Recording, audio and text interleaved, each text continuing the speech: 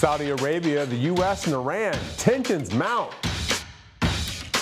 Auto workers strike for the long haul. And Elizabeth Warren blows the doors off Washington Square Park, where, there are no doors, but you get the point. I'm Jamal Simmons, and this is why you should care.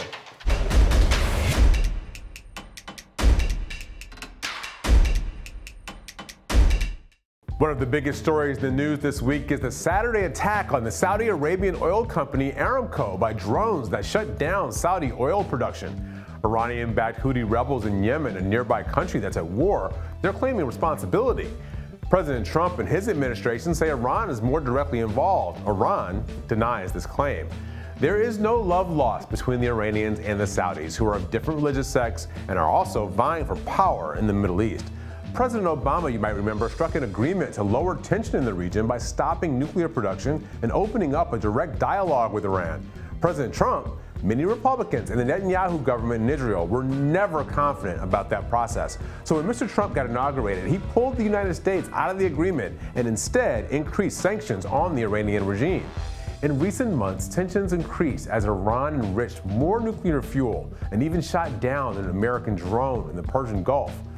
After the attack on the oil fields, President Trump ratcheted up the rhetoric, even declaring that the U.S. was, quote, locked and loaded for a response.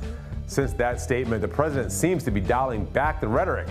Okay, there's a lot in here. Tensions are high, and the stakes are even higher. And here's why you should care. Global oil markets have been spiking. Prices could escalate for all of us. And then there's the prospect of armed conflict. If the U.S. gets into a war with Iran over oil, that means another generation of Americans with no sand and blood in the Middle East. Many observers believe Iran will be tougher to beat than Iraq. They have interests, alliances, and proxies all over the region, and they're near the capacity to produce a nuclear weapon. In fact, a hot war with the United States may help the conservative religious mullahs unify Iranians behind their troubled government.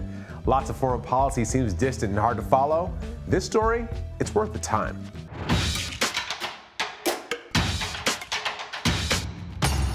This is an update to a story from yesterday. United Auto Workers aren't giving up. Their strike against General Motors is now on day 2, and according to reports, talks between the union and the top brass are tense.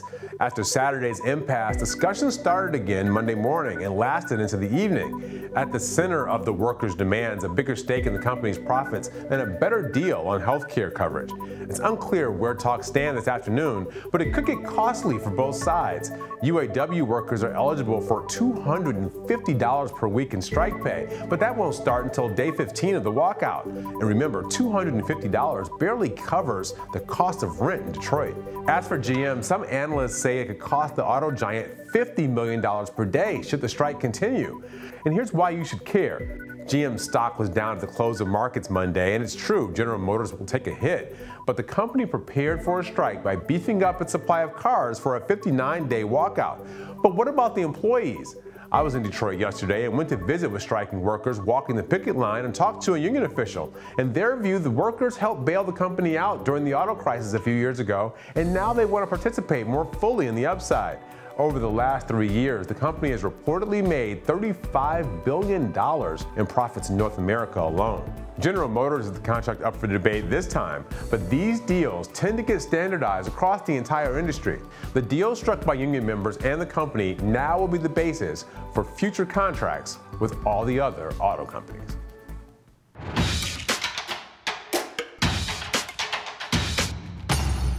Dream big, fight hard. That's what Elizabeth Warren asked Democrats to do.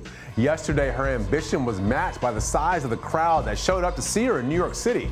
20,000 people streamed into Washington Square Park near New York University and listened to Senator Warren lay out her vision for holding politicians accountable and disrupting the revolving door between lobbying and government service that she believes stands between the people and the policies they want enacted. Warren was also endorsed by the Working Families Party, which supported Senator Bernie Sanders in 2016, solidifying her standing with liberal and progressive groups heading into the fall. Despite the energy and enthusiasm, the Massachusetts senator is still polling far behind former Vice President Joe Biden. In the Morning Consult poll released yesterday, Biden has the support of 32% of Democrats, while Warren's at 18% and Sanders sits slightly ahead of her at 20%. An early state battleground poll by CBS News last week had the race closer, with Warren holding a slight lead over Biden and Sanders in New Hampshire, the first primary state. Last night in New York City, Warren took a not-so-veiled shot at the Democratic frontrunner Joe Biden. She told the crowd, "I know people are scared, but we can't choose a candidate we don't believe in just because we're too scared to do anything else." Thanks for watching Hill TV on YouTube.